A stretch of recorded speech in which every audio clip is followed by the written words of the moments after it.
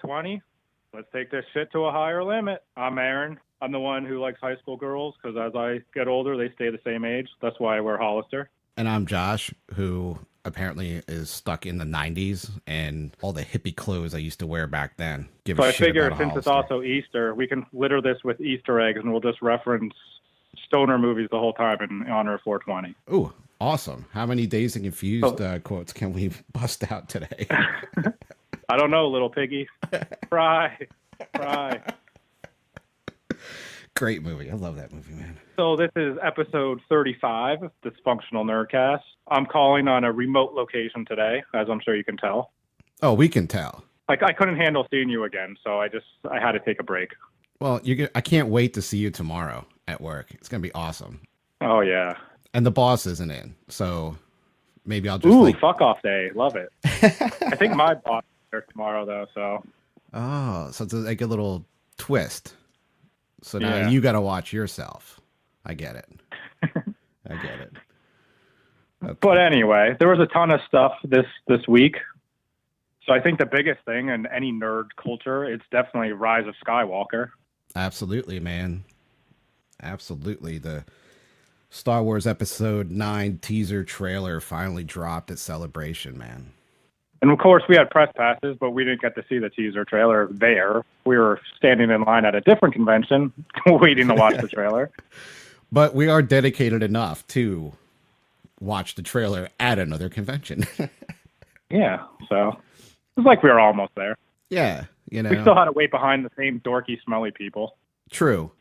And we still had to wait just in a fucking line, you know? Crazy. Well, we'll get into that when we talk about that. But, yeah, I think that is... So you got to start off with the name itself. What do you think? I mean, what do you think this alludes to? Obviously, somebody has to be a Skywalker. Is it Rey? You know, there's Is Luke coming back? I don't know. Well, hopefully we see Luke as more of like the mentor thing, like an Obi-Wan type character after he was knocked off, you know. To not have that, I think, is kind of stupid. You know, you got to have somebody, you know, pick up that mentor role. There's no Yoda anymore. There's no Obi-Wan or anything like that. Luke's going to step in. You heard his voice at the beginning of the trailer too, you know, kind of like giving advice and, you know, saying something to Rey, like, you know, he's saying like there's 1,000 generations ahead of you in you. Like, it seems like the power is kind of shifting towards her to balance it out again. I don't know. Overall, though, does it have to mean that she's a Skywalker? I don't know if that's necessarily true. I don't know if it has anything to do with Luke. I think the popular thing that I saw, I don't know if you saw this, dude, was, you know, The Last Jedi, he said the Jedi have to die. There's no reason for them anymore. It's got to change, you know? And is the change going to be that you become a Skywalker instead of a Jedi? And that's what a lot of people are running with. I don't know if that's entirely. I mean, that's as good as anything. All this stuff with J.J. Abrams basically admitting that he's going to retcon Last Jedi, which thank God he is. I'm thankful for that. Oh, yeah. But in that movie, I mean, they do say Rey comes from nothing, which I was so pissed about on our first ever episode, right? Yeah. You were quite angry. So, I mean, for them to, like, retcon and say, like, Kylo Ren could have been lying to her and been like, you're from nothing. Well, that could have just been a lie or just a throwaway statement, and maybe she is a Skywalker. And I would be a lot happier with that than her coming from some orphanage on fucking Tatooine. You know, it didn't really bother me at first that she came from nothing because, you know, everybody's bitching about too much Skywalker in the fucking movies, right? So it was kind of different at the time. You know, I didn't really have that big of an issue like you did. You were pissed about it, but I was like, all right. Well, the thing is, different though. I don't want her to be a Skywalker because I do think it's just like, oh, how predictable. But at the same time, it's better than what we got. So I'll take it at this point. I see. But you know, yeah, I don't know, man. I'm kind of leaning that she's not a Skywalker. Although it was kind of funny, Mark Hamill was interviewed late night TV, and on something. I think it was late night TV, and someone asked him, did Luke Skywalker die a virgin? And he's like, no, I would hope not. How did he die? There's no way. He had sex with his sister. Oh, kissing is not sex. What are you, Sure 5? You can't get pregnant through kissing or a toilet seat. You only get crabs from a toilet seat. Oh, because the behind the scenes footage, like we know what went down. Hey, you can't get pregnant from anal too, but it's still sex. Incest is best. That's right. Keep it in the family, man. Works for. I heard the thing too that maybe Kylo Ren, like it's the rise of him turning good. He's not even a Skywalker. He's a Solo. That's just stupid. True. Yeah. You want to go surname wise? Yeah. He's a Solo. He might have a little bit of the blood in him because of his mother, but I don't think he changes. I also don't want to see him redeem himself. No, that's too much like the original trilogy. Right. Which I mean, in the back of my head, I'm sure in yours too, like you're kind of thinking already, like it's gonna be Return the Jedi. Yeah. I mean, Luke and Leia are brother and sister. Kylo Ren and Rey, brother and sister. One's redeemed. I'll walk out. Well, I just hope it doesn't end up that way. I hope it's something cool. I'm kind of leaning more towards a new religion kind of thing. Of all the things that I've heard out there, I would hope it's that over anything worse. And Kevin Smith was talking about it too on his podcast or whatever. He tweeted out the same thing, that he thought it was, you become a Skywalker, not a Jedi. And I don't know, be different. But what in the trailer did you like or not like? We both watched it in line at the convention. I'm sure you watched it again later, hopefully on a bigger screen. I've watched it I think 4 or 5 times. I thought the trailer is fantastic. I mean, it doesn't give away a ton, but we knew it wouldn't. It's an opening trailer. Right. But I mean, her doing the backflip is super cool. Yeah, absolutely. Then it just showed like the typical montage of what you're going to see. As far as the trailer, it was perfect. Yeah, I didn't have an issue with the trailer at all. And I think it fits in line with Star Wars trailers. They all look really good. They really do. Yeah, I don't think I had a problem with the Last Jedi trailer. It's just the movie itself was terrible, but I thought the trailer was good. Yeah, I mean the trailer, if the movie was like the trailer, we would have walked out of that theater like, wow, that was a good movie. And for you, Force Awakens, I left the theater. I liked that movie, but hopefully this lives up to our expectations. I'm not holding my breath. I'm shocked I'm even saying that, but I was excited to watch that trailer. I still get goosebumps every time I see a Star Wars trailer for the first time. It's the music. It's the buildup of it. When you see that Lucasfilm and green come up on the screen, it's because of the nostalgia, I think. But it did its job, man. It gave me the chills. It gave you the montage, like you said, of all these things. Obviously, she's kind of honed her abilities a lot more. And you saw like the return of Lando, man, you wanted to see it. They put it in there. Perfect. I think he looked pretty cool in it. It didn't look too geriatric. It was a good scene for him, and it wrapped up, and you were like, all right, now I can't wait for a real trailer. So hopefully, I mean, I'll admit, like, my expectations of the franchise are so low, no pun intended there. But I just don't even care about the characters. Like, Rey does nothing for me. I hate Finn. I hate Poe. They're so boring. So I wasn't excited to see a trailer whatsoever, but I will admit, when it came, I was super excited. I was like, oh my God, it is Star Wars. Like, I have such hope that something good is going to happen, that they're somehow going to turn it around, that I'm still excited about it. So, therefore, the trailer did an excellent job. Right. Yeah, and that the whole thing. Now, I like Ray. Of all the characters you mentioned, I like Ray the best. Um, there's something about her. I don't know. I like her character. I like that. I liked what she did in this trailer. I like the end scene a lot with the Death Star in the ocean. That opens up a whole mystery. Like, what the fuck is it doing there? What planet are they on exactly? And what are they hoping to find there? And got to talk about the laugh at the end of the trailer, man. What did you think when you heard the Emperor's laugh? I thought it was cool, but I was not surprised like everybody else seems to think they were or claim to be, because if you go back to the last movie, there were so many rumors about the Emperor being a clone of some sort in the movie, or that maybe Snoke really was the Emperor. And again, I hated Snoke so much because I said they never explained his backstory. I just thought he was a waste of a character. Well, again, if JJ retcons this and says somehow that maybe the clone or Snoke is the Emperor thing is really the story, it would make a lot more sense. Make me happy. Sure. I agree with that. So I'm not shocked that he's in it whatsoever. No, I'm not shocked. I was just like, cool. That it was cool. I wasn't shocked. I was like, yeah. I enjoyed that part. And especially like you got Luke at the end saying, basically not everybody who is dead is really dead. And why wouldn't he come back? Luke's come back, or he will come back.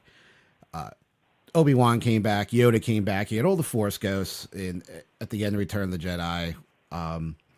So you're powerful enough to have this happen. Why can't the Emperor do it? But then it begs the question, what the hell's the Emperor been doing for 30 years? Scheming and where's he been? He's been hanging out, What's he doing? They're going to have a whole trilogy of what has the Emperor been doing? Maybe he's like, fuck it, I need a vacation. I guess. He just went to the Get beach off this somewhere. shitty Death Star for once. Yeah. It's so cold in here and mechanical looking. Too much metal. Oh, my bones.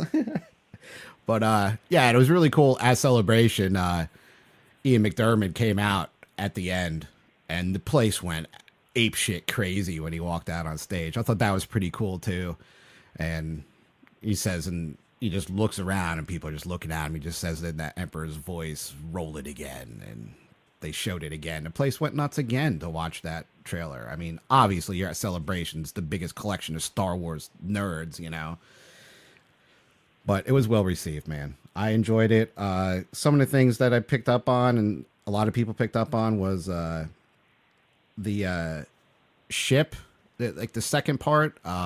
You saw Rey at the beginning jump over the ship. Then you see an A-wing type ship flying down towards the surface of a planet somewhere. It's the same exact ship that left Jakku when she was young. It's the same ship from the rear. So is it her parent ship? People are speculating on that. I don't know. Maybe it's just an A-wing. Who knows? But kind of cool that they threw that in there. Again, cool Lando was in there. Very reminiscent to me of the Return of the Jedi scenes that he was in flying the Millennium Falcon.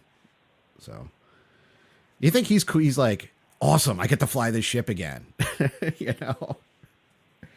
I'm just excited to see C-3PO with his bowcaster and fucking go Rambo. Like, apparently he's going to be on this leaked poster.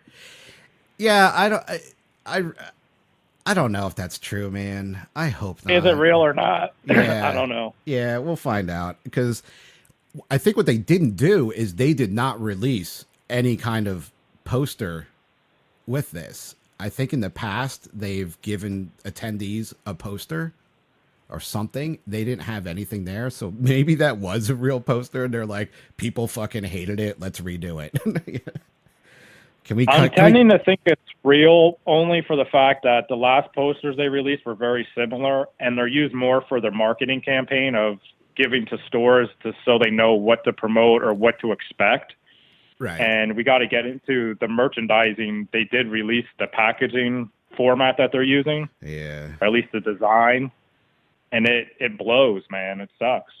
Yeah, I'm not into it. I don't need Kylo Ren as the character. Again, Yeah, it's 90% of what we had in The Force Awakens. yeah, and I agree. Yeah, I do not like that. You could have used a different character I entirely. mean, Rise of the Skywalker is printed in blue and the packaging's red. There's no blue, no logo, nothing on it. How does that scream that it's for this movie? I don't know, man. Again, who the fuck is in charge of that? Is that Hasbro screwing up, or is it Disney saying this is what we want on the package? I don't know. We're not in those boardrooms. If we were, the packaging would be fucking awesome. That's all I know. So. And I mean, people are joking that, oh, I guess the Force Awakens merchandise that's still on the shelf is going to go back to full price because it'll just blend in with the new merchandise. It's like, that's really sad. It is. It is. I'm thinking it's Hasbro. I really do. I just think that they suck as a company. You talk about zero faith in franchise. It's fucking Hasbro, man. They just suck. Everything they do just sucks anymore. I hate them. Yeah. Absolutely fucking hate them. Not going to disagree with you on that one. So, anything else you got on the trailer you want to talk about? No. We got to get into The Mandalorian, though. Yeah. They had some leaked footage that came out of that. If you watch the panel on live online, they blacked it out. Excuse me, they blacked it out. But leaked footage is out there. And so this is the TV show premise that will be on the Disney streaming service starting in November. And I think this will be on in November. I thought... Yeah, it was about a 5-minute clip. Yeah, I think it showed a lot, man. It really did. It was like you were watching the show almost. Yeah, it was the first 5 minutes of the first episode, apparently. Yeah, it seemed a little choppy, like it wasn't refined. Maybe because it wasn't good quality that we were watching. But I thought it looked pretty cool, man. I didn't really have a serious issue with it at all. I liked it. No, I thought it actually looked really good. It looked like a Star Wars movie. So it didn't look like a lower budget TV show like you get with like Gotham or something like that. They don't clearly look like a superhero movie. Right. This looked like a Star Wars film, but it's going to obviously, I guess you said 10 episodes? I think so. I think it's about 10. And I'm assuming that it's, going to be a couple seasons. But I think it looked really cool. I like the character of the Mandalorian. I like the Western aspect to it. It does have that little bit of a feel to it. The whole bounty hunter thing, it's cool. So he's got maybe he'll have different bounties from episode to episode. Some episodes obviously going to tie in together like most TV shows do. I think it has really great potential. I think the quality was excellent. They did, like you said, they didn't skimp on the costuming at all. I'm sure when shit gets blown up, it's going to be, pretty epic. And Disney's got some huge directors for these episodes, like Bryce Dallas Howard. I kind of forget the other ones, but they're huge names. The Taika who did Thor Ragnarok, he's doing it. Yeah. I'm pretty sure. I think Filoni did one. There's a couple, big names, and of course you got Jon Favreau, as the showrunner, writer, producer. Like, he's running it. It's his show to run, and he's so money you don't even know it, man. How many things has he put out that you have not liked? Really? I mean, Didn't he do some terrible Disney thing like Jungle Book or something? I don't know. Well, you didn't like that, but that was a pretty good success for them. But otherwise, yeah, I think everything he does is pretty damn good. He's doing the Lion King for Disney. He did the Jungle Book. Jungle Book was pretty good for them. I know you don't like it because you hate Disney, but exactly. I'm just a hater. A haterade. But that movie did good, and it's Favreau. I'm I'm impressed with everything that's gone into this show. And I think it has staying power, at least 3-4 seasons. I don't know if I want to see it go past that, but I think it could be done. 10 episodes, 12 episodes. You know, you talk about the fucking Star Wars fatigue.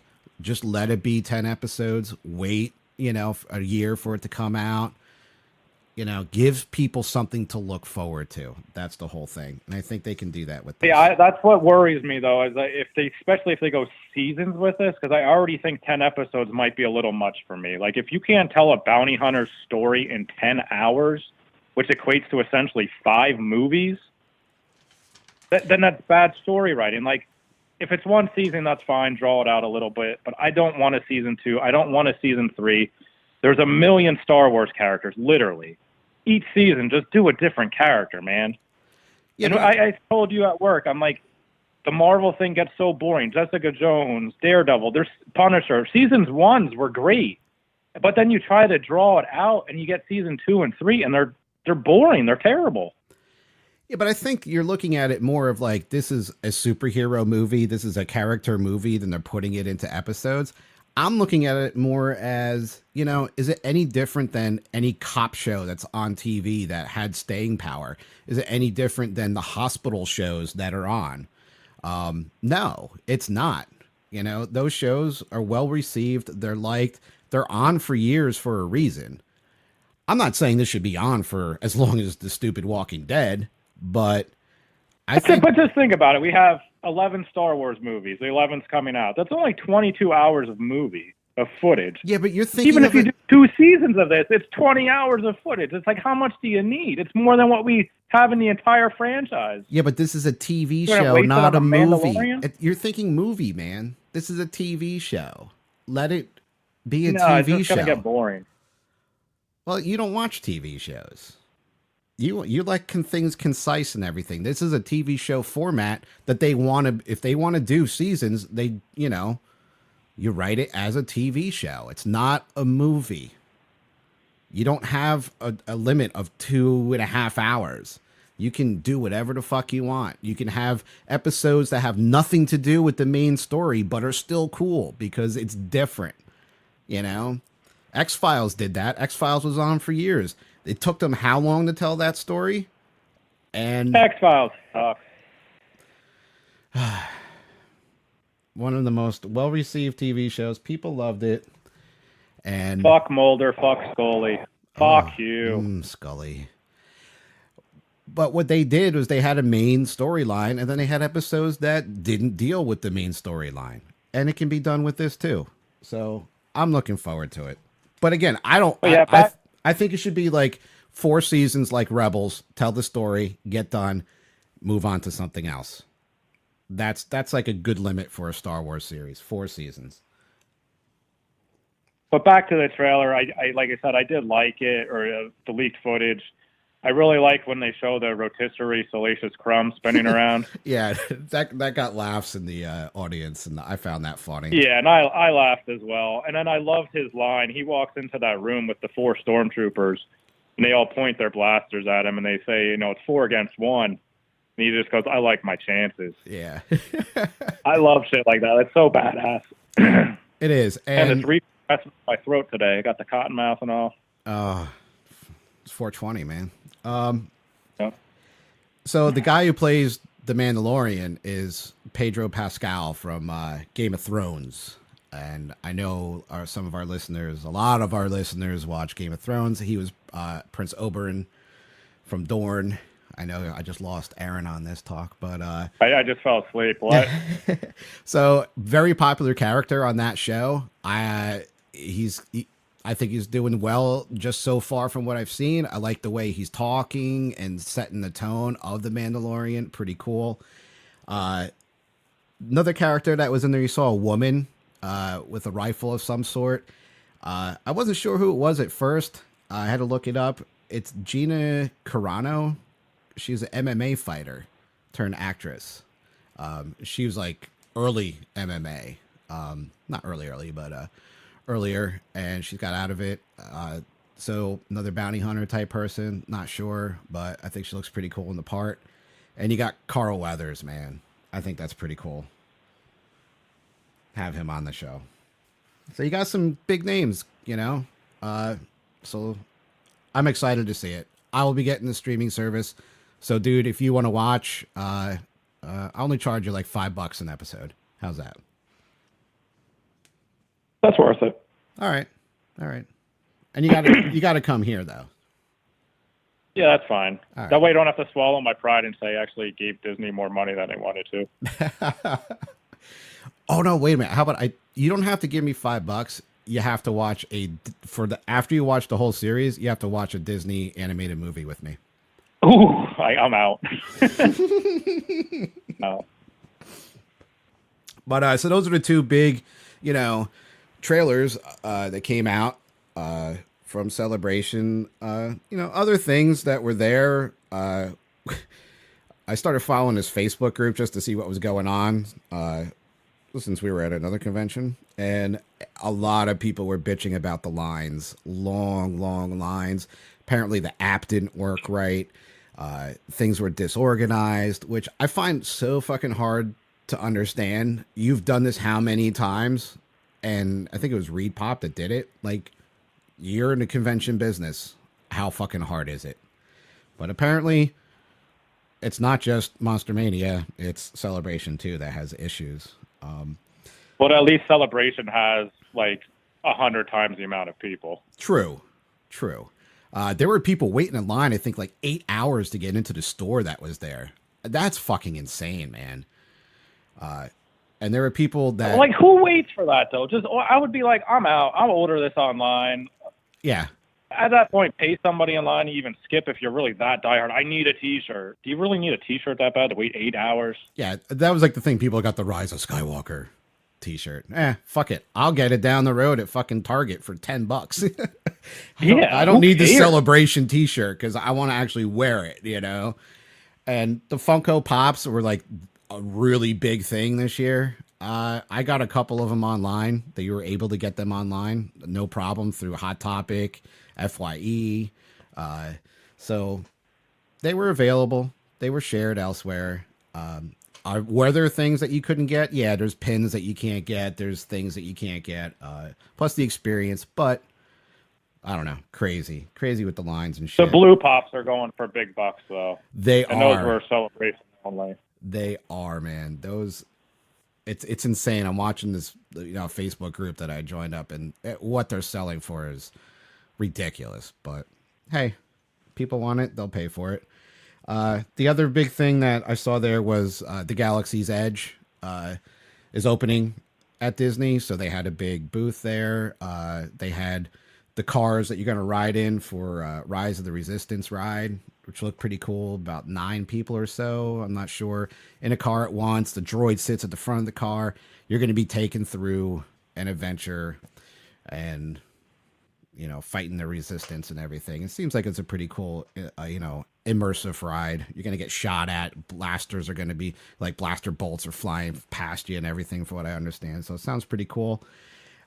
There's all new merchandise that's coming out for Galaxy's Edge. The thing that really I'll blow my money on down there are the chess pieces from the Jarek hologram chess game that they play on the Millennium Falcon. They have like little figures of them, like little mini statues. I think that's pretty cool, man. Who doesn't want that? I think it's pretty neat. But then you got to build the custom chess table, though.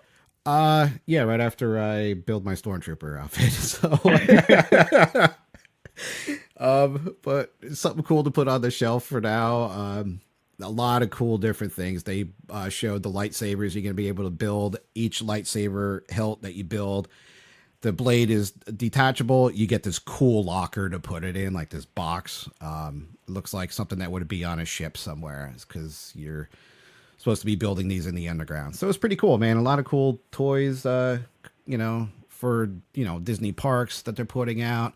You guys can see this anywhere online, but there's a lot. I'll put links up on our Facebook page so you guys can check all that shit out. But some cool stuff, man. All right, yeah. I'm getting Star Wars fatigued. We got to move on. Yeah. What's up next, man? Got to go to the other great franchise. So there was another leak with Avengers. Of course, comes out next week, and shit was hitting the fan on what I think Thursday. Yeah, about that. Yeah.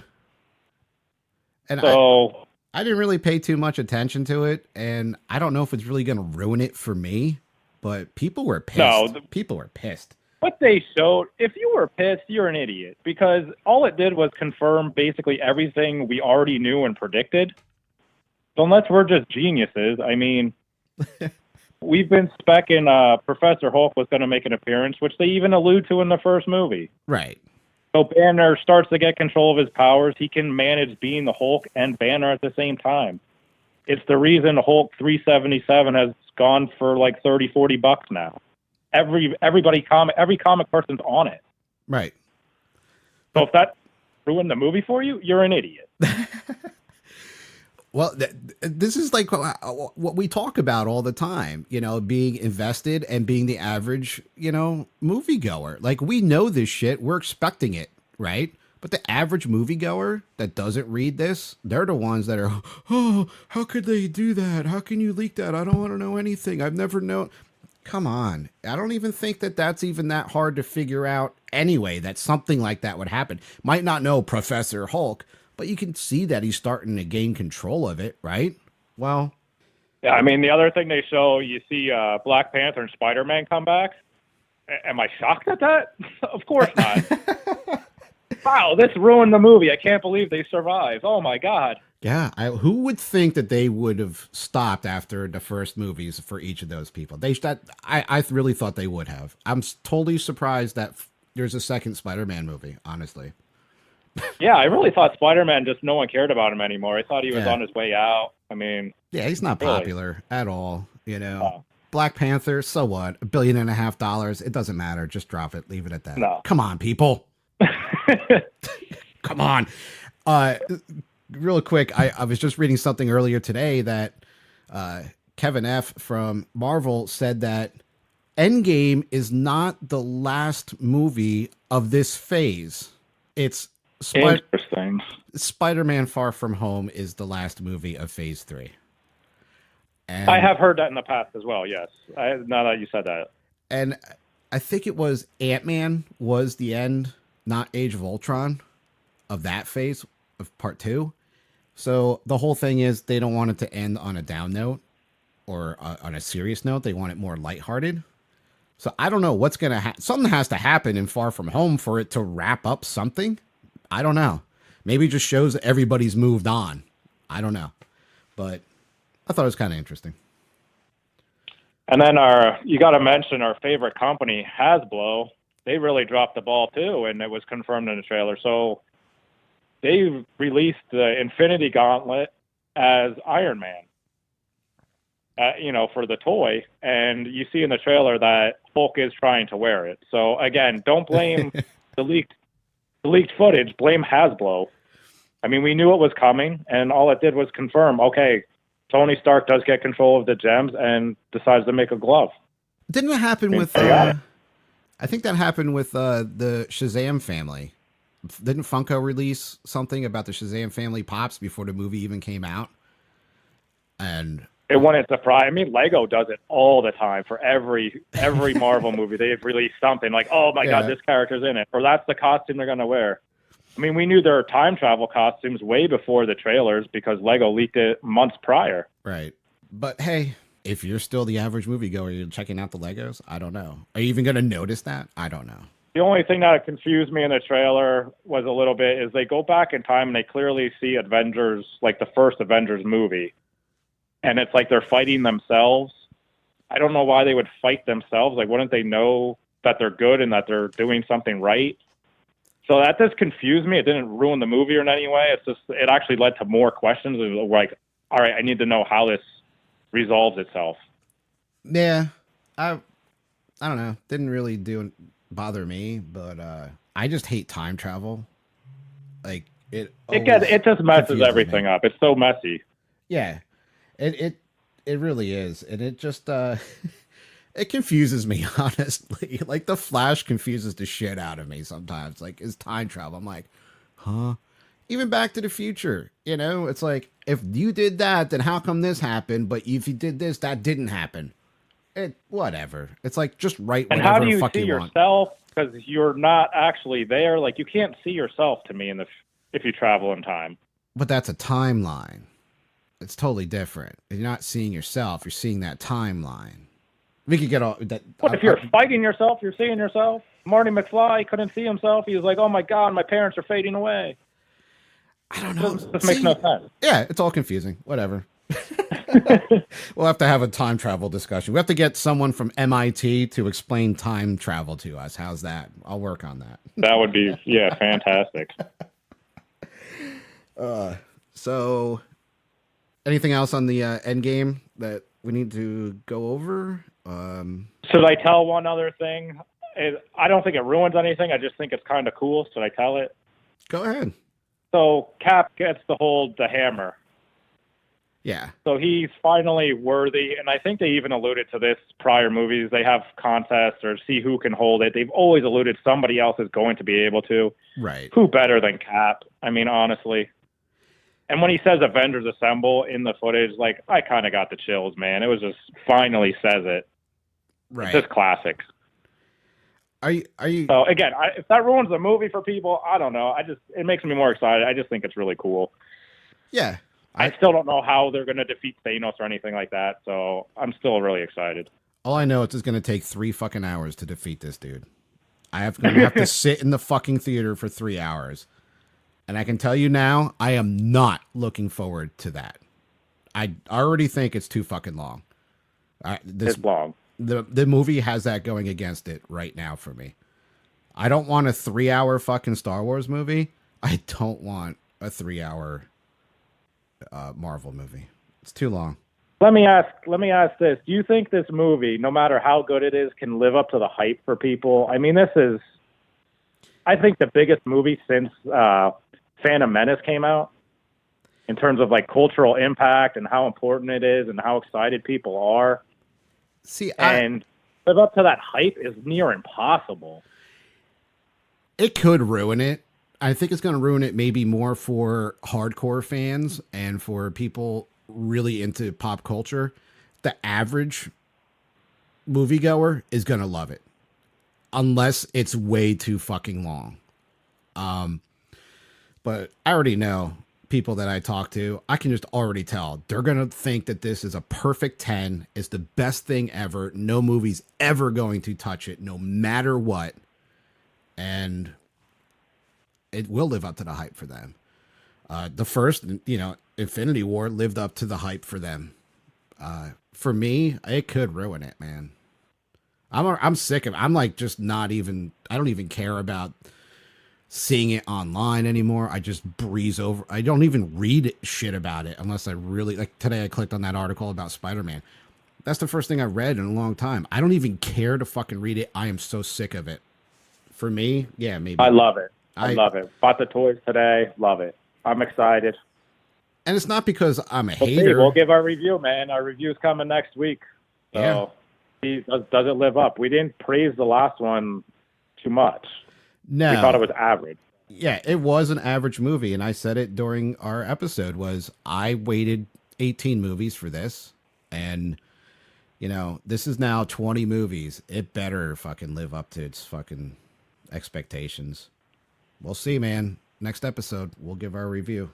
So we got to get into a movie I was formerly excited about, but now I'm just disgusted with.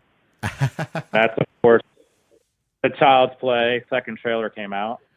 It blows, man. Oh, my God. What are they thinking? I agree with you. I liked the first trailer. I was into it. I was like, all right, because that trailer was good. It was mysterious, I liked it a lot. Yeah, it seemed perfect. Dude, this, I will agree with the people that say it's maximum overdrive, man. That's what it's going to be. Are you fucking kidding me? I don't know, man. I want a killer fucking doll, not a doll that can control technology. It's been done before. We talked about it at work, man. It's been done before. It's like, it's Terminator, it's War Games, I don't know. Like, to me, it shouldn't be about Caslin Corporation being bad. It should be about the doll being bad. I want to see Chucky kill people. Yes. I don't want to see Chucky have AI and make a car drive itself and the car kills somebody. That's not Chucky killing. Now, I wouldn't have mind if he himself like the AI, that's the biggest fear of AI is that it breaks free from the human control, right? That AI thinks for itself. It's been done in countless movies and science fiction books. If it was just an AI doll going around knifing people, butchering people left and right, I wouldn't have a problem with that. And I think that would be... No, I wouldn't either. Because we talk about when you remake something that you have to be, in touch with the times now. A possessed doll, been done before. That was an 80s thing to do, This is technology. That's the world we live in today. That would have been badass. But a corporation movie? No. I'm almost ready to pass on it. I don't need Chucky being a glorified Alexa and being like, turn on your living room lights and they're going to electrocute you to death. Like, that's not scary to me. It's just a totally stupid concept. And everyone I talked to this weekend that's been super hardcore horror fans, they were excited for this trailer, all said the same thing. They're like, I don't even want to see the movie anymore. I have almost zero interest in it. I have zero interest at this point. Very low interest. I mean, I will go first day just because I am one of those hardcore horror people, but I'm almost dreading it. I can't imagine that this is going to change my mind on it when we do the review. I'm predicting a terrible come out of this. Well, I don't think we're going to have a Venom or Solo movie here at all. I think what we saw in that trailer is what we're going to get. I don't think you can stray too far from the storyline from what we saw. So, I don't know. I don't have high hopes at all for this, man. And what the fuck is with horror remakes? Halloween, no bueno. Pet Sematary, you were like, eh. And this looks like it's going to be crap too. I don't know. Maybe come up with something original or something. We got to talk, though, about the voice of Mark Hamill. Mark Hamill has a very nice voice. What did you think about him as Chucky? I thought it sounded exactly like Brad Dourif. I can't even tell the difference. I don't know if it sounded exactly, but I think that they told him don't stray too far because they needed something. It seems like they needed something to, for people to be nostalgic for. They love that voice of Brad Dourif and everything. All right, well, you do something extremely similar to it. They're like, oh, yeah, that's the voice of Chucky. Because if you went with just a little, high-pitched boy voice, Here's the thing. You're already changing how much of the movie. You might as well change the voice. And if you want to be Brad Dourif, get Brad Dourif. Well, that's the thing, though. They changed it so much, they had to have the same exact voice. They had to have something. But then get Brad Dourif. And you're telling me Brad Dourif's not cheaper than Mark Hamill? Even from a, logistics thing, it's much easier to get Brad Dourif who does nothing. True. But or is he just so up like the original creator's ass? He's like, I'll boycott this movie because you're not a part of it. Perhaps. Or is it also just like name recognition too? Or where people be like, oh, Brad Dourif's going to do the voice. This is going to suck. I don't know if it would suck any more than Mark Hamill doing Brad Dourif, but I don't know. I mean, it's not like Mark Hamill did a bad job. He probably did what he was told to do. That's what voice. No, I don't really have a problem with it one way or the other. I'm just kind of surprised that they went the same route. And again, if you're going the same route, just get Brad Dourif. Yeah, I don't know what they're thinking, man. I don't know. I'll see it. It's not going to make or break the movie, that's for sure. No, they have enough other problems to overcome. Exactly. That might be like the best part about the movie. Right.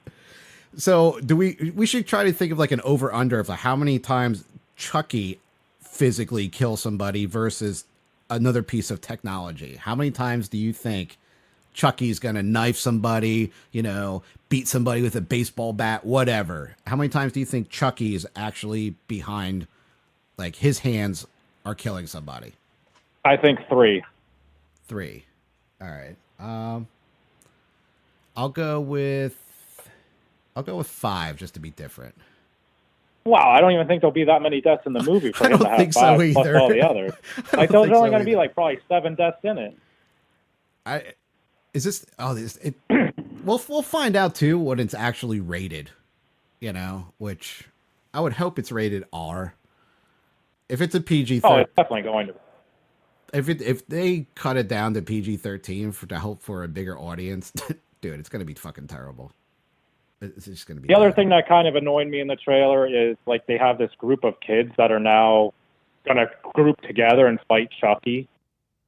Does everything have to be a group of kids these days? They're like, well, it was popular. That was a group of kids. Let's make it a group of kids. Stranger Things is a group of kids. Let's just do that. I don't need that in every single horror movie. Dude, that's what we do in this country, man. We beat shit to death.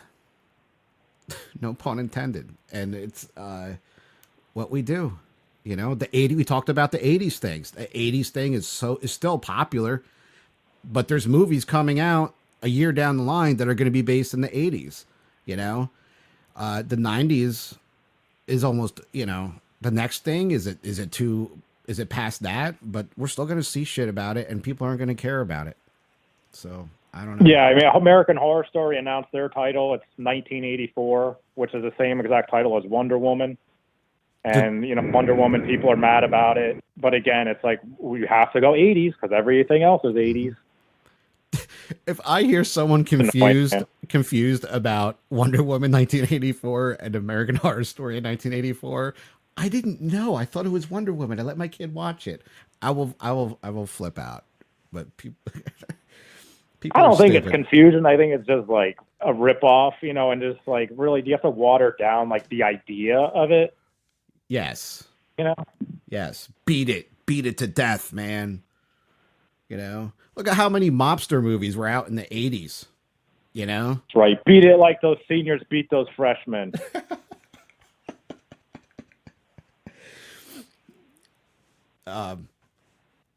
It's too much, but we'll see. We'll see how this movie is, and I will reluctantly go see it. Maybe be really good. Let's have some hope, or not. I have no fucking hope, dude. I really don't. I gotta say, man, it is weird not having you here in front of me. Like, it is really weird. I'm looking at the microphone stand you normally talk into, and you're not there. I don't really miss you, but it's just weird talking to a microphone. No, I think you do. No, I don't. I'm actually dreading. I'm dreading seeing you tomorrow at work. Honestly, it's hard to do a puff pass and then you just pass it to yourself. Yeah. So if there's no coherency at the end of the podcast, you know why, right? Is that what you're saying? Yeah. So, all right. Well, give our plug since we're basically a little over halfway here. Yeah. So we're switching gears. Yeah, we're gonna switch gears here. But before we do, you can always reach out to us at our email, dysfunctionalnerdcast@gmail.com. Let us know what you think about the podcast, what you want to see on the podcast or hear, I guess. And let us know what you think about the trailers that we just talked about. Pop over to our Facebook page or search Dysfunctional Nerdcast. Putting shit up there all the time. We have our listeners are posting shit up there as well, and we welcome that. So you got something you want to share with us? Let us know. Put it up. We'll put our 2 cents into it. And Aaron, how can they find us on the Twitterverse? At the Nerdcast. That's right.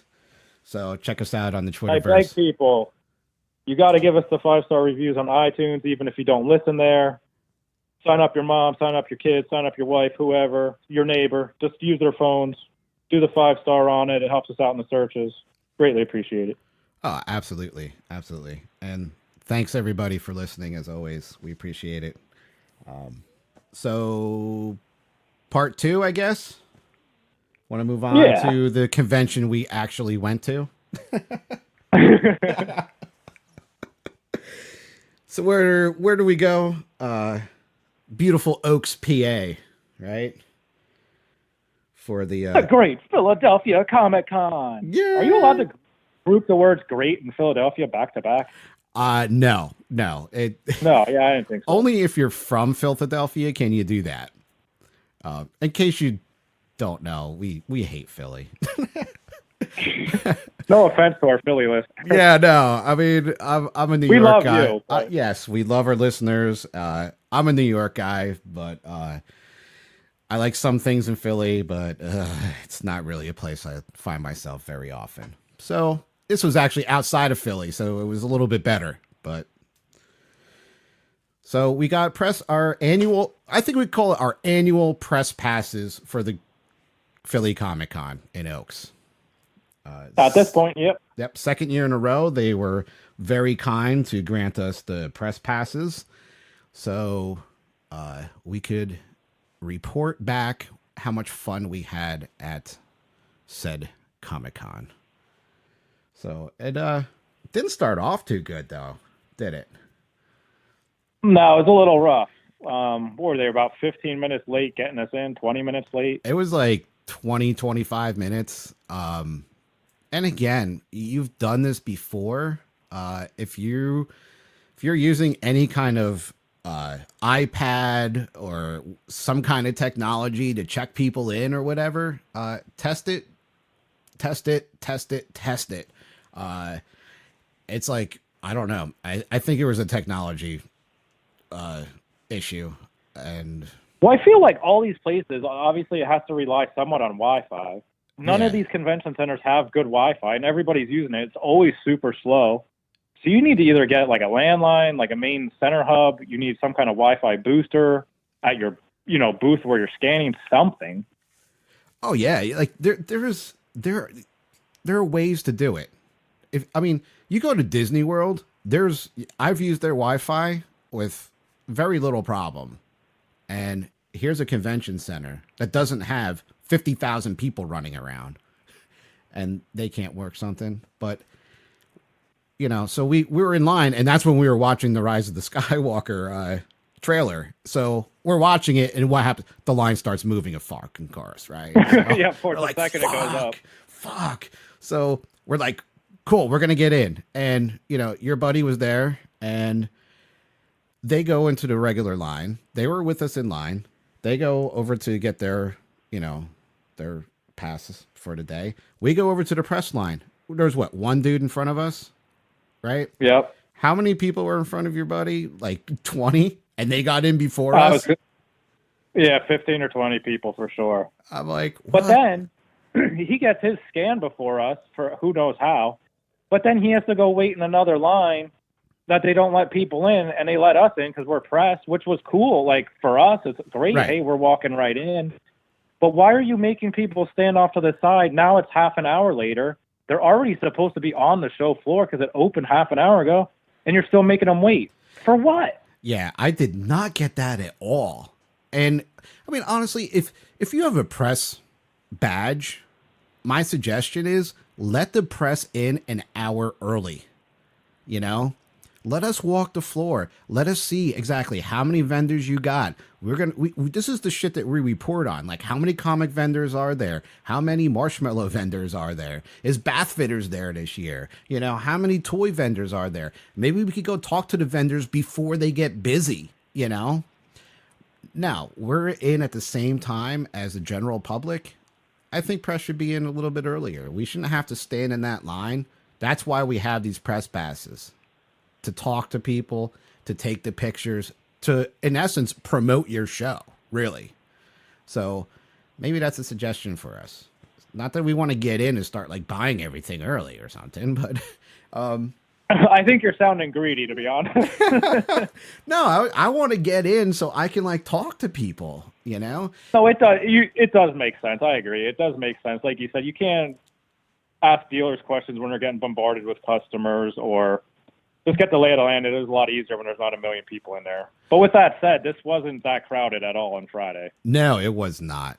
It really wasn't. And when did we go last year? I went on a Saturday. You went Friday last year, and then I went I Saturday. went Friday and Saturday. Yeah, Saturday we went together. And I didn't think last year was that crowded either for Saturday, honestly. And this was a little bit less because it was Friday, but overall it was like pretty much the same layout as last year. You know, they did a good job of having, you know, the celebrity guests in one area. That was really good. The lines were managed well, if there was one.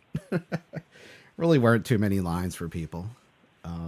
No, for the celebrities, there wasn't a line more than 5 people long. I stood in line for Jack Gleason from Game of Thrones, half an hour tops. And I think he honestly had the longest line there. But everybody else is pretty much walk right up, which is cool. Good to get there on a Friday. Yeah, I mean, I got Nick Frost. There was 3 people in line. He's from Shaun of the Dead. He had signed my figure. We both got Greedo, Paul Blake. Yep. Who was super nice. He was walking right up. He had nobody in line.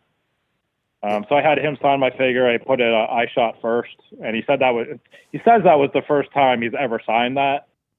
But he also said it was the first time he's ever seen your Power of the Force figure. Yeah. So I find that hard to believe. I mean, if he hasn't signed that a million times, I don't know. Yeah, I don't know. You know, the first thing that I did when I went in was, you know, try to hit there's 3 people that I wanted to get stuff signed. So I first went up to John Wesley Shipp from The Flash, the old Flash from the 90s, and he's on the current Flash on the CW. He was a really cool dude, man. No line, basically. Walked right up, and he looks at me, and he's like, "Do I know you?" And I'm like, "No, I don't think so." He goes, "Yeah, I know you. I know you from somewhere." And I'm like, "Well, maybe." You know, you meet lots of people. But he's like, No. We talked about this." I'm like, No. I said, "Maybe it's just a familiar face, or I get it a lot."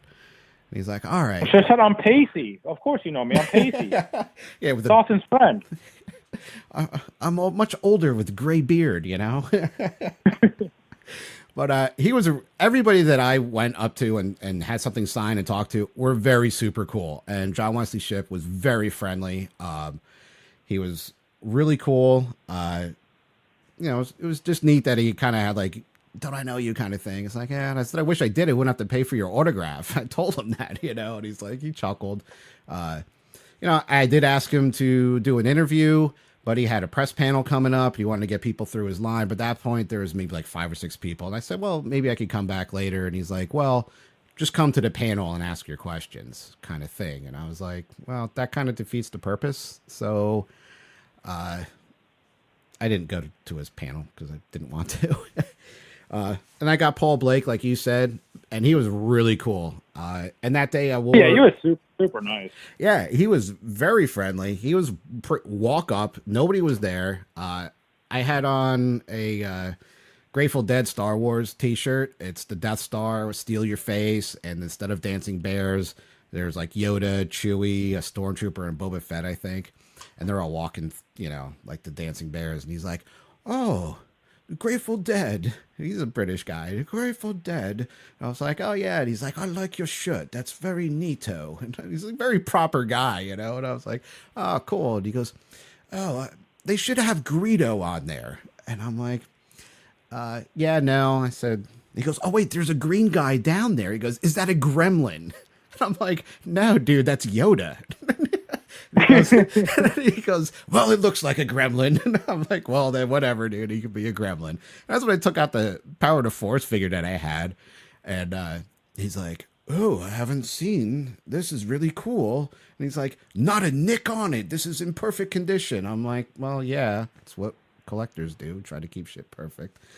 And a very nice guy. And I asked him for an interview. Now, show him the press badge. So second time. And he's like, "Oh, I think there's designated press times that you can interview." And I'm like, don't know about that. I think he, again, had it confused with a panel. I don't know. So I didn't get to talk to him. He wanted a scheduled time. I don't have scheduled time, you know. Again, I'm not going to a panel to interview someone when I want to do one-on-one, but Yeah, the other person I met then was Alan Oppenheimer, who did the voice of Skeletor in the original He-Man cartoon. mm-hmm. And, we said on the last episode we were going to try to get him to do an intro in the Skeletor voice. Well, that was $50. So unless the Patreon wants to roll in and pay the $50 for the intro, I wasn't paying it. I thought that was just ridiculous. Yeah. So if I mean, he's a nice enough guy, but I just felt like, dude, you're a voice of a cartoon character. You're not that important. $50? Like, I'm already spending $50 on the autograph. You can't just help me out. Plus, I am press. Like, we're there to promote them, too. Like, I mean, we announced that they're going to be there. Maybe people listen and are like, oh, he's there. I didn't even know that. I'm going to go. He makes money off of our advertising. Sure. And any one of those guests do. Or, hey, if they're cool on our episode and they have it, they answer our question, cool, people listen to it. Maybe they go to the next event. Hey, that guy was really nice when he talked to them. He sounds like a cool guy. I want to meet him. I'll go to whatever show he's at. And again, he's making money. Yeah, exactly. Like last. Well, I mean, I asked him a question, off of like official podcast recording, and I was just like, "Hey, do you do when you come up with the voices? Is it something that you come up with on the spot when you see the character, or is it something the director tells you to do?" And he was just like, "Well, you kind of do both." And then he went off onto this story about how he was in a play, and the director of the play asked him a question after. And he goes, well, maybe if you weren't talking the whole time, you would have known who I was. And he didn't know he was the director at the time. And the guy was like, the director of the upcoming play. And I was talking to tell you, or, tell the other person how much we liked you and we want you to be in it. And he just like, oh, man, insert foot and mouth type of situation. I'm like, okay, kind of a funny story, but it had nothing to do with my question. Yeah. I just seemed out of it. He's a little bit older gentleman. But it was awkward. I don't know. Yeah, I think we had definitely had better luck last year. We found people that were willing to talk and talk to us for a while, and we're more than happy to. I mean, there were no lines. That's the thing that I don't get, like, and maybe that's something that the promoters or the convention runners can help the press out with is, if you do want a designated time for us to talk to, give us more of a heads up, at front, because I think we were you see like these little notes at the bottom when you get your press passes and stuff says, talk to the handler and this, that, the other thing. Well, last year I just went up and talked to people because those instructions were in there last year and it didn't matter. And I did see people this year. Well, they don't have official handlers. They have people that take their money. They're not handlers. Yeah. They're just there taking money. They're not sitting there scheduling things. Right. And like you said, it wasn't busy at all. I'm never going to go up and ask for an interview when there's 50 people in line. Oh, can you take 10 minutes and talk to me? No. But when there's literally not a person in your line and you have nothing to do, you should be able to answer a 1-minute question and just talk about it for 5 minutes. That is not a big deal. Well, last year when we talked to Taylor Gray, there were people behind us and he still took the time to talk to us for over 5 minutes. Like, you judge it too. I don't know. Like I said, I waited half an hour or so to get to Jack Gleason from Game of Thrones. He needs no introduction as King Joffrey, the biggest fucking asshole on that show. He's nothing like that in person whatsoever. The dude was the nicest guy. Probably one of the nicest people I've ever met at anywhere, like at something like this, a convention or whatever. Very nice. And I was watching him like interact with everybody else. He took the time. He was talking, the line wasn't super huge. It did afford him to be able to do that. But when he came out for a picture, he was talking, he was, interacting with people, talking about their shirts or their cosplay or whatever. And, people were asking him questions and he was answering as he was signing. He didn't rush you through or anything. He looked at you in the eye, which you don't get from a lot of people. He'd look at you right in the eye and answer your questions and go back to signing or whatever. So the thing I ever heard him say, and one of the questions I wanted to ask him was who he thinks is going to be on the Iron Throne at the end of the series. And he said that he hopes no one would be on the throne and that they would melt the throne down and use it as weapons against the White Walkers. And interesting theory. I don't know if that would actually happen, but it's kind of cool. When I talked to him, asked him about he's kind of out of the limelight. I don't think he even does these shows too often, but he has his own little acting company that he does. Very strange. It's out there, but I think it's Galloping Horse or something like that. Check it out. It's very avant-garde, almost performance art type thing that he does. But again, super cool dude. So, so we got our celebrities to sign shit, and then I guess the meat of any Comic-Con is what, dude? The comics, right? You would think. Yeah. Going in, we try to do another over-under on how many comic dealers there would be. Because last year there was what, 4, 5? I think 4. I think there was 5 this year, if I counted right. There was actually 7. There really were. Okay. One of them was like I was on the fence of counting because they only had like 3 boxes, so I didn't really want to count them. But there were. He was a toy vendor, dude. I know exactly who you're talking about. That's a toy vendor. Yeah. He had them like sitting on a table, and the one with the cases or whatever. So I didn't want to. That's not a comic book dealer. Again, well, unfortunately for us, 2 of them were local vendors that were selling. One was selling $2 books there that they're $1 in the store, so that was a no-go. Yeah, I didn't even spend any time there. The other store was mentioning on their local Facebook how they were blowing out the boxes that have been in the store for years, which are just junk that nobody wants anymore, so that they could move new stuff into the store. So that was also a don't waste our time even looking. Yeah, I only went to his older books. I looked in his $3 bin. I found 2 Star Wars, older Marvel Star Wars that I needed. That was it. $3 a pop. I'll pay that for them because I'm not going to see him again sometime. That's it. I didn't even look in any other box. Not one. But he was crowded. Then, he was some crowded. of the other ones I counted, 2 other dealers were super expensive. I mean, prices were like above eBay, above my comic shop by $5 every book. It's like, you're crazy. I'm not buying a $20 book, for $30. Yeah, there was that. There was that one bigger dealer at the end of the row in that room separate from the celebrities. He was at the end, and books that you could find in any of our local shops for $2 were $5 and up there. And it's like, no way. I'm not even gonna fucking look at your shit. I don't know what he's thinking. I didn't see too many people at his booth either, to be honest. So, and I remember, I think he was there last year, and I don't remember people at his booth last year, honestly.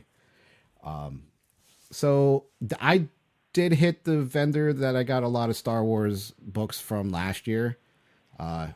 So we both posted what we got. I went flash crazy here. The guy had, what was that, 25 for $20, $1 each.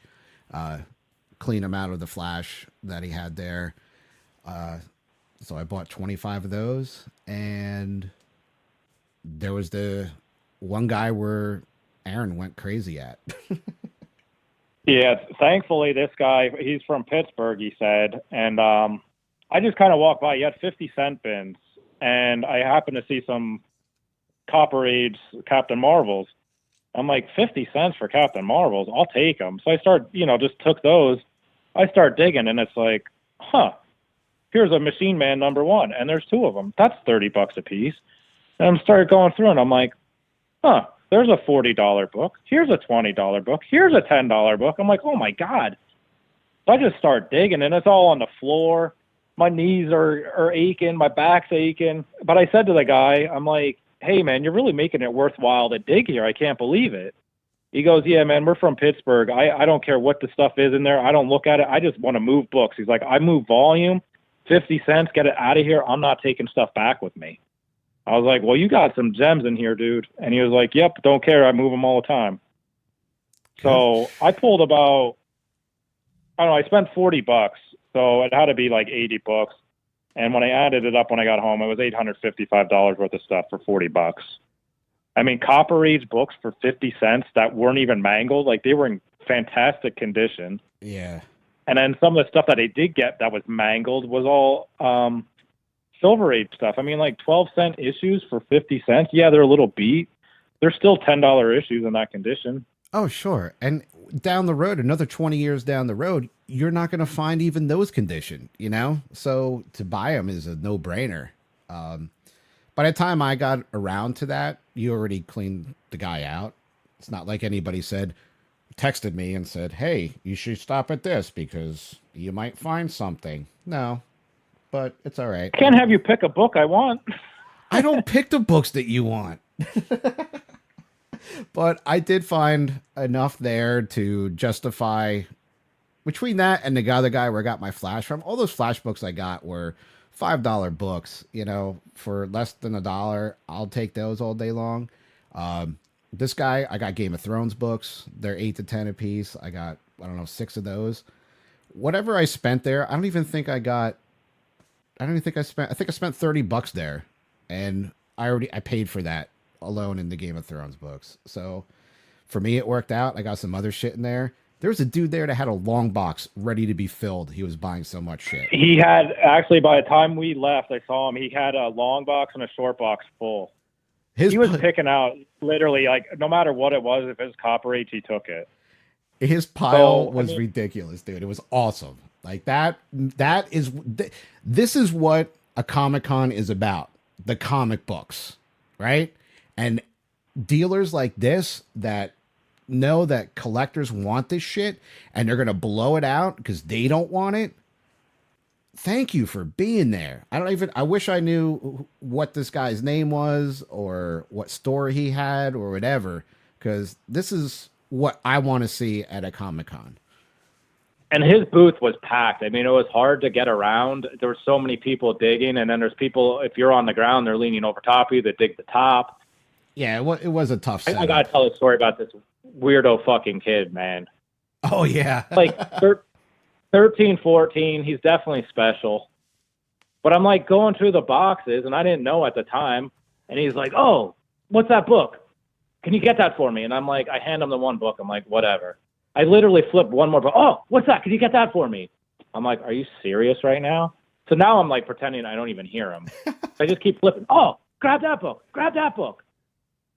So I'm like, dude, after a while, I'm just like, dude, wait till I'm done with the box. You can look through it when I'm done. Like, I'm not picking your books. Get out of my way.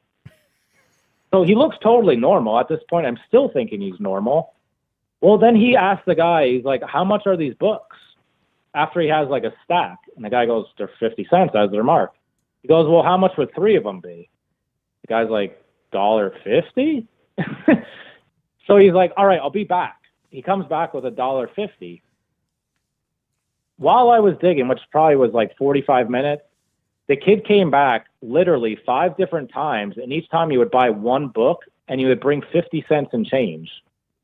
I think he thought he had to pay in 50-cent increments instead of just like, here's 20 books for $10. Here's a $10 bill. And every time he come, the dealer would look at him like, what is happening right now? It was bizarre. Dude, I would have drove me crazy. Can I see that book? Can I see that book? I hate asking like just a regular person in a store like, oh, can you just throw me that book? I very rarely do that, you know?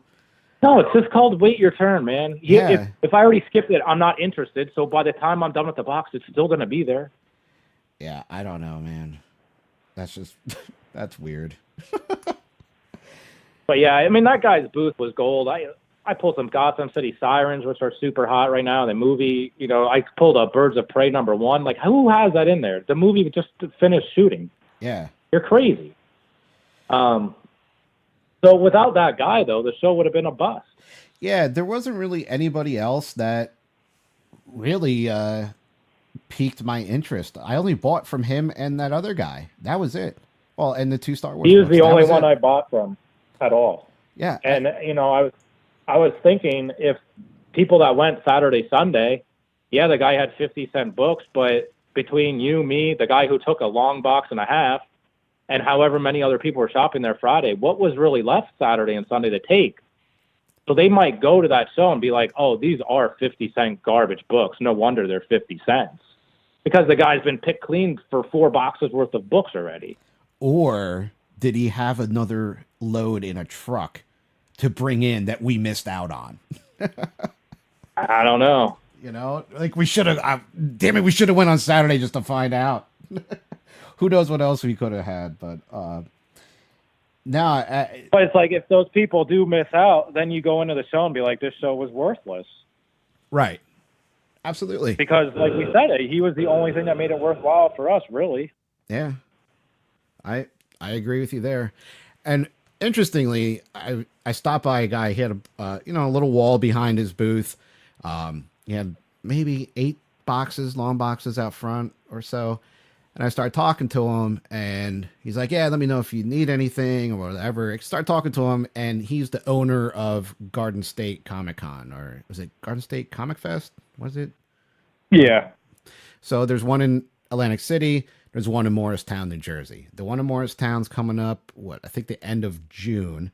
So I was talking to this guy, and he agreed with me, and I agreed with him, that there's no comic books at Comic Cons anymore. And we had a whole discussion about this. And I'm like, I used to go to the Ledgewood Mall in New Jersey where tables were just set up in the mall of comic books. That's it. That's all you had. No toys, no football cards, no baseball cards. It was fucking comics. That was it. And there was comic conventions where it was just comics. And he said, yeah, he goes, it's just turned into a pop culture convention. And it's just like, there might be some comics, there might be pop figures, there might be this, but really it's a pop culture convention. And I got to agree with that. Don't call it a fucking Comic-Con when we're buying from one vendor, right? But that's the problem with all of these types of conventions. I'm not saying it's this one's fault or anything, but it was really cool to talk to this guy and, get the feel of someone who is running a convention and saying, hey, we need to have more comics at a Comic-Con. We're not the only ones out there. Yeah, so we were saying we're going to try to get him on the podcast just to get his feel about the whole industry, show experience, what he thinks.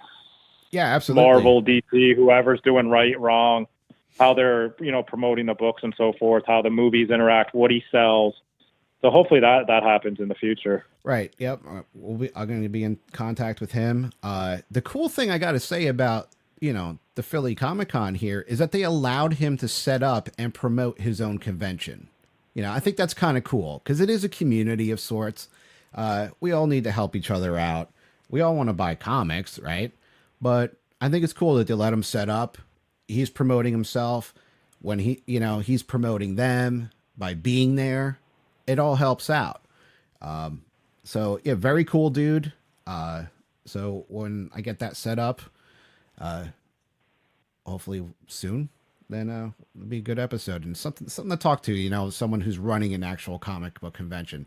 And his is less on the celebrity side from what he was telling me. He's getting more towards just the books about it, which is pretty cool.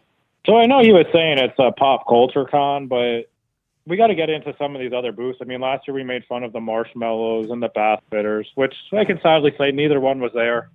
Bath fitters was there. Bath fitters was there.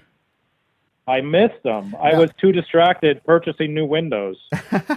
They were there, right? And I'm taking a picture of it because I wanted to put it up, and I totally forgot to put it up on our Facebook page. I'm taking a picture, and they had someone in the booth next to him was selling something stupid, gutters or something, I think. I don't know. But the woman was dressed up like, I don't know, Supergirl or something, just to be dressed up as something. I'm taking a picture of the older guy trying to sell the bath fitters. And she's looking at me like, why are you taking a picture of bath fitters? I'm like, this is the reason why I come, is to get a bathtub, But yeah, they were there. I thought I'd pull enough 50-cent books that I could flip to purchase new windows. So I was talking to the guy about getting an install done next month. Like, why? I don't know. You can get everything here. The bath fitters, the windows, the seamless gutters. There was a guy selling pillows, and they're like, well, maybe they're superhero pillows. No, just like pillows. Like the My Pillow guy, but not My Pillow.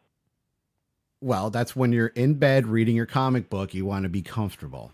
Oh, that's what that was. There was Yeah. a guy selling notebooks, and he would just print random things and put it on front of a notebook you would buy at Walmart for 50 cents, and then he would put a sticker on it essentially and sell them for, I don't know, what were they, $5 or $10? Was that the guy that did the VHS covers? There was a guy that took old VHS covers and put them on top of a notebook. That was the cover of the notebook. That had to be him, yeah. And I'm looking at him like, oh, that's kind of cool. You know, it's good, cool repurposing. It's, you know, nostalgic. And he goes, yeah. And he's like totally selling his product. And I'm like, I would never fucking buy one. Why would I fucking buy that? It's something that's going to be used up, right? And you're going to throw it out. But it had, you know, the Gremlins it's VHS an arts and cover. crafts project you do at home. It's not a freaking something you would ever buy and purchase. Exactly. I don't even know how much he was asking for it, but $1 would be too much. And there was, you know, a couple people selling like crocheted scarves that might have had like a spider's crocheted into it. Just Captain America's star in a scarf. I'm like, it's just something that I would ask my grandmother to make. You know, I'm not going to buy there was this this lady at a Comic-Con. selling. There was this lady. Her whole booth. It was just this big tree with charms hanging on it. Did I? I didn't see that. Oh my god! It was just like bracelets and charms. It had nothing. They weren't even superhero related. I did see that. Yeah, and it was just a tree. It was like, what are? I don't even know what this is. No, some of them. That's why I say. Some of them it has did nothing have to do with something. even pop culture. No, I did see a BB-8 charm. It was like, and it looked like the Disney pin, and it looked like they made a BB-8 pin where it spun around. It looks like the spinner thing came off, so I was like, oh, I'm going to make a necklace out of it. I'm like, okay. But there was other shit there, you're right, that had nothing to do with pop culture whatsoever. I don't get it. I get from the promotion side of it, you'll sell a booth to anybody because they make their money. But I don't get the vendor part of it where you're like, do you know what? This is the exact audience I need to sell my marshmallows, to sell my jewelry. Yep, comic people, they love this stuff. Yeah. Like, where does their mind come into it to think they can even make money? And how many bathtubs are sold at a Comic-Con? I don't know. I'd love to know. I doubt there's one. You know, I really do. I mean, outside of that, I think there was like 4 pop dealers there, which is fine. There's always pop dealers at these shows anymore. That's a big thing. People do buy them. They're pop culture related. I don't have an issue with that. The other thing that was, I always see, you know, print dealers selling their 11x14s and stuff. But this show seemed to have an overabundance of them. I mean, there must have been 5 or 6. And they were mostly like horror related, which is cool for me. But again, they're not even comic. And it was just like, they're not even good artists. They're just photoshopped crap. Who's buying it? And you have 6 of them there? Crazy. Yeah, there were a lot of that. There was a lot of that. I was not into it. I walked right by them. You know, it's the prints, the posters. They're just cheap looking too. A lot of them, you know, like you said, it's just like I can literally just print out a photo on Google Images and get the same thing. Why would I pay $20 for it? Exactly. Because you sold it to me in a $2 plastic sleeve. Honestly, that's all it is. Yeah. The other thing I found were the independent comic books. Like guys sitting there trying to make a name for themselves. You know, they have a comic book out. They're publishing it themselves, or a very, very small publisher is putting them out. There was one dude, he must have like just be used to nobody coming up to talking to him, or he was pissed. I don't know. But he was holding up a sign at his booth because nobody was stopping to talk to him about his comic book, which didn't even look that interesting to me. I can't remember what it was. That's how not interesting it looked. And he's holding a sign that says, I swear I'm not a serial killer. I will not kill you. It's okay to talk to me. And I'm like, oh, okay. He had another sign up that says, no, I don't know where the bathrooms are. Go ask management, you know, things like that. I'm like, all right, it's kind of funny, but I'm still not going up to talk to you. There were a lot of these guys there trying to promote the stuff. I did talk to one guy. He had a decent idea and everything, and he's from the Boston area. drives down, and he's like, I asked him, like, how many of these things do you go to? He goes, I am always at a convention. There's a convention in the Northeast. I'm there. And he's just there to, he goes, this is what I want to do. I'm putting everything into this, you know. I hope to make it, but if I don't, at least I can say I tried. That kind of attitude. And I give him credit for trying, and it seems like he had a decent idea, and the artwork was really cool. But I don't know how far he's going to get at a show like that, too, you know. I don't even know how far he would go at Wizard World or whatever, but you could tell he was just not having a good time. You know, kind of felt bad, but it was interesting to talk to him, you know, because self-promoter, self-publishing, he's writing, he's, you know, got to get, he has someone do the art, but, you know, it's interesting enough. I didn't buy the book, though. Yeah, this poor guy, he's all depressed. He can't even sell a book. He talked to you for 20 minutes. He's like, oh, I got this one. I got a sale, baby. And then you're like, I'm not even interested. Poor guy went home and killed himself that night. No, he didn't. It's all your fault. No. Yep. Don't say that. You will live with that for the rest of your life. It's your guilt. I have no guilt. You don't have to live with it. What's even funnier is he goes, oh, go ahead, pick up a book. Give it, you know, read a couple pages. You're like, pick it up. I was like, oh, the artwork's really cool. The artwork was really good. I liked it. I liked the coloring. I liked the lettering in it. It was good. But not enough to buy it. No. Well, at that point, it was more pictures than words. And I just didn't grasp it. And I was like, it didn't hold my interest right then and there. Good idea, though. But he only had one issue. So I don't know. Who knows when his next one's going to come out? It might be a year until the next one comes out. I don't know. But cool to talk to. I did get a couple real comic artists, and 3 people from the Black Panther series were there, so I had them sign a bunch of books.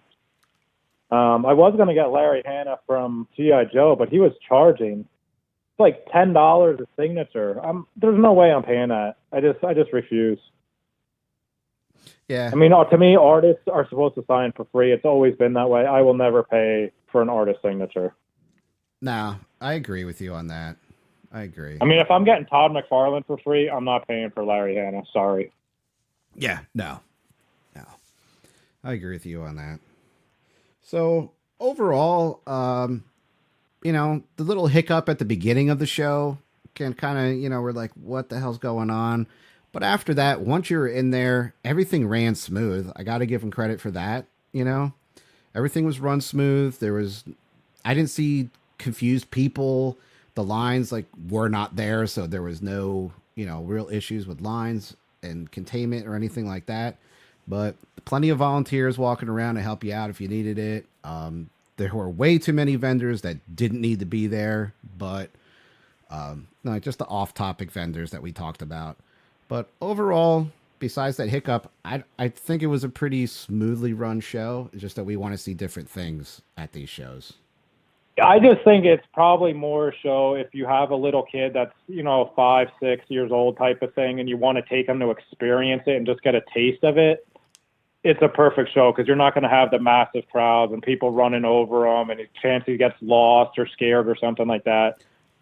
But yeah, if you're a big time collector and you're looking to buy some massive wall books, there was zero to be found. I mean, I think the most expensive books were like $100. And those people, they were overcharging for the books. And I pulled better stuff out of the guy's 50-cent bins. I pulled actual wall books that people had on the wall there out of that guy's bin. That's awesome. But there was no Hulk 181s or anything like that. There was no old, you know, bronze, Silver Age books.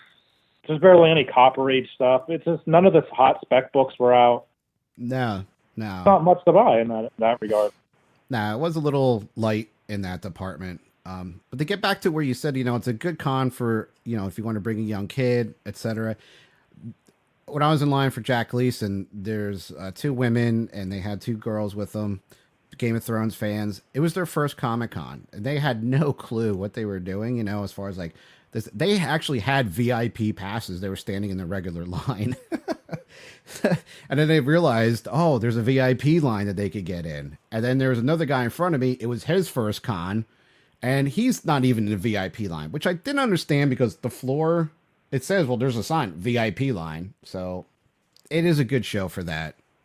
You're right. But I think we could find better places to buy better books.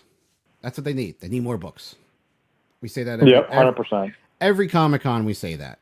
I think we said that about Keystone, right? There were more comic book dealers there, but still, get rid of the shit that we don't need. Oh, and the cosplay. Oh my goodness. I'll lightly touch on that, but I just don't get cosplay. I don't know. I just don't get it, man. When you actually think you are that person and you have special powers and you're running around like role playing there at the food court that they had, you lost me, man. It's cool. Yeah, a 50-year-old with painted sweatpants that's using like puffy paint on a sweatshirt, you're not a cosplayer. Yeah, I don't know. The shit's lost on me. If you want to dress up and you have a really cool costume, that's one thing. But people who are like actually thinking that these are the actors and they're like getting really into it, like, oh, the guy looks just like Captain America. I don't even know if there was one there that looked like him, but I've seen it before. It's like, oh, the guy is just like Captain America. And he acts like Chris Evans and he does like, I don't know. Are you an impersonator at that point or a cosplayer? Oh, yeah. You're just fucking stupid. I mean, I honestly don't get it. So I think it's cooler when you're more humble about it. That's all. I don't know, man. What else we got about that? Are we going to wrap that up? Well, that's done, man. But, sticking with the comic book thing, I visited that Marvel exhibit at the Franklin Institute in Philadelphia. How was that, man? So I had to go to Philadelphia 2 weeks in a row. That was kind of brutal. Did you have a cheesesteak? No. Good man. Good man. Oh, I refuse.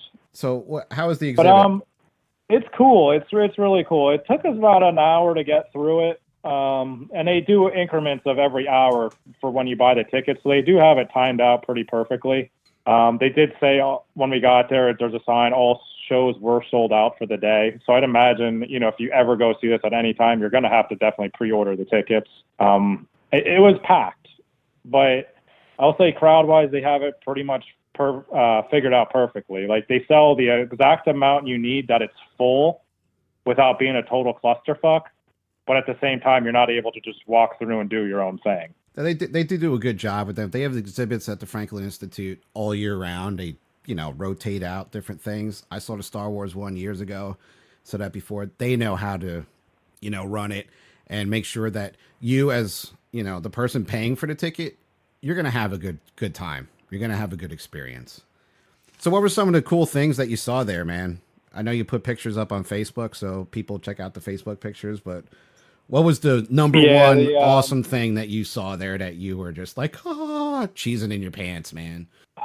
Probably, the Amazing Fantasy 15, just because I'm, a big Spider-Man fan, just to see it. It was cool. It's a pretty decent shape, for that book. They did have the first ever Marvel Comics there, and it was graded at a 4.0, wow, which is a ridiculous condition for a book like that. Yeah. But some of the original artwork they have in there is unbelievable. They have like a Hulk 180 cover, which is really the first true appearance of Wolverine. They have a first cover of Silver Surfer, first cover appearance of Ghost Rider. Wolverine #1 cover. They had some McFarlane covers. And almost all of them were owned by Eric Roberts. They were, on display through him, which I'm guessing is Julia Roberts' brother. Because I'm pretty sure he's a huge comic fan. But what amazes me is, like, if you just had those books as a collection, I would be like, your collection is fucking amazing. So imagine owning the original artwork of those books. And not just interior pages, but the cover pages. It's millions and millions of dollars worth of stuff. That is crazy. That blew my mind. So a lot of original artwork. And when you first go in, they start you off. You have to watch like a 5-minute movie. I think pretty much every exhibit does that. They kind of tell you the history of Marvel, about Stan Lee, and then it led right into the movies. It's about 5 minutes just to introduce if you've never known anything about comics. But I'd say the exhibits, it's definitely more influenced by the movies. And I'm sure 90% of the people that go there go only because they watch the movies. They don't even care about comic books. Probably. But I do think it was a good blend, though. If you are into the comics and the pages, they had enough there that as just a comic collector would keep you interested, or if you're just a movie person, you'd also be interested. Some of the prop shit they have was awesome. The Iron Man costumes on full display, lit up. They had the Mark One, the Mark Four. They had Captain America's shield from the first Avenger and from Winter Soldier. Thor's hammer was there. There was the bust of Groot. Gamora and Star-Lord's costumes were there. They had the Spider-Man Far From Home outfit. So a lot of cool, like, actual movie stuff. The Tesseract was there. Ooh, the Tesseract. And that was all lit up. It made it look cool. The one prop that looked really bad was an Iron Man suitcase where it folds out into the costume from Iron Man 2. Right. It looks like the biggest piece of shit you've ever seen. It's just like this plastic box. It's like, man, you really shot that well to make it look cool, but it was something if they gave it to me, I'd throw it away. Like, that's how bad of a prop it was. I was going to ask, was there anything there that was like, you're like, really? It's just that? Yeah, it was that. It was that. Because sometimes it is They funny to like see shit in real life, and you're like, wow, that's not the way it looks on screen. This looks like shit. But the costume stuff was unbelievable. Right. They had Thor's costume, like I said, Hera's costume. They had Captain Marvel as the Kree uniform. That was there. The stuff looks awesome. Yeah. They had Hobgoblin's mask from the first Spider-Man with the pumpkin bomb. They had Vulture's mask from Homecoming. So a lot of cool stuff. I think the coolest room was the Doctor Strange room. They have all these cool mirrors set up with light shining on it, and they play like these like snowflake effects or kaleidoscope effects, and they're all reflecting off the mirrors. And then you have the Doctor Strange costume in the middle of it. And the way the mirrors are set up, it looks like it's 5 different costumes, even though it's just the one. That was by far the coolest room. That's pretty cool. For kids, my kid loved it. He's 4. They have a life-size Thing, Spider-Man who's hanging upside down. They have a Black Panther, a really big Hulk, a Kamala Khan. I think that was it, but they're like photo op opportunities. So a lot of people, like, you get your photo taken with Thing sitting on a couch, and he's just kind of like reading. They have a window behind them, and you see like Silver Surfer fly by. That's pretty cool. A lot of cool like photo op things for families. Overall, I thought it was a great time. I think it's worth it for the price. It's a little expensive, $30 for an hour per ticket, basically. But all that stuff's in that ballpark of a price. Oh, yeah. But you saw shit you're never going to see any other time. Yeah, I was going to say, you're never going to see this again, and just to have it all there at once, you don't have to go to multiple places, Exhibits like that for the fans are awesome. I love that shit. And it sounds like they did an awesome job with it. I'm glad you guys had a good time. What's amazing to me is the way they set it up is they do make it seem very historical or like a piece of actual history. So when you go, you think you're looking at like a real artifact, like it's a Civil War museum, or like, oh my God, that's Thor's hammer. It's the real hammer he used. It's just a movie prop. But the way they present it and the way they talk about the history of it, you feel like you're looking at real life history. And I think it's just another accomplishment of Marvel and that's the reason they have such success in the movies, is they have these type of exhibits. They do the Marvel Live, they get kids interested. DC doesn't do any of this stuff. And I think that's just one of the reasons they're falling behind. You do realize that probably a lot of it is because of Disney. Disney knows how to fucking do that shit, and they do it well. They really do it. They do. That's part of it. It really is. But overall, I would definitely, suggest if you're into the movies or the comics at all, it's definitely worth checking out. No doubt about it. Oh, it sounds cool. It's good for all ages, and I really enjoyed it. Yeah, my ass will not spend the money to go see that because it's just not my thing. But it sounds really fucking cool. It really does. And like I said, that it's the Franklin Institute in Philly, man. They're known for this shit. They don't put on exhibits and they don't allow exhibits in there that are not cool and not well done. They really don't. Everything there is awesome. And they play like a superhero soundtrack over the whole thing, as you're listening to it. So it kind of gets you in the mood. The lighting's, of course, spectacular, the way they have everything lit up. Right. And you can tell they're putting in newer stuff. Like the exhibit's evolving because it's been in other cities, but to have the Captain Marvel thing in there, they had a small section of Into the Spider-Verse with the original animation drawings. So, I mean, there's definitely evolving as it goes. The only thing I could say is maybe they could have put some of the X-Men stuff in, and I know that's not really Marvel Universe. I think they're trying to stick with the MCU, but at the same time, it is part of Marvel Comics. Like, maybe have Wolverine's claws or something. You don't have to devote as much to it, but maybe just one little section. Yeah. Well, hey, they had the Thing, right? You can do other shit. So yeah, so it might evolve. I'm sure they're going to do it again too. It's something that's not going to go away. People are still going to want to go see this stuff. And I'm not going to be surprised that some of this stuff ends up in a Smithsonian either. It's part of culture, and it's awesome. Yeah, whether people like it or not, for sure. Exactly. Yeah, that's all we got, man. So like you said, check out the pictures on Facebook. I posted some of them up there, but you can always follow us on Twitter as well. Again, with the 5-star reviews. You can always, reach out to us through the email, dysfunctionalnerdcast@gmail.com. If you went to the exhibit, let us know what you thought about it too. I want to know what everybody thinks about it. And the movie, man, it's less than a week. Less than a week till Endgame. We'll definitely have the review of that. And chances are you're going to have to suffer and hear me listen on another phone call next week because I'm hitting Awesome Con in Washington, D.C. I'm also hitting Chiller Theater on Friday, so I'm going to be traveling the world here. I'm going to have to call into Josh probably Sunday night or Monday to do the recording. So see what time I get back on Sunday from Awesome Con. Well, thanks for the warning. We appreciate it. And I will be printing out a picture of your ugly face just so I can have something to look at. I mean, right now I'm looking at my C-3PO case that I have, and, you think you're the golden child, and he's golden, so it almost fits. It works. But I think that wraps it up for this week. You got anything else there, dude? Or that's it, man. All right. Yeah, well, and we always say, hey, it's just going to be a little episode, but we get talking. Yeah, man. We'll end up at 2 hours. Yeah, it's all right. It's all right. We love to talk and share things. We had a lot to say, actually. So thanks again for listening. So until next time, give us those 5-star reviews. It'd be a lot cooler if you did.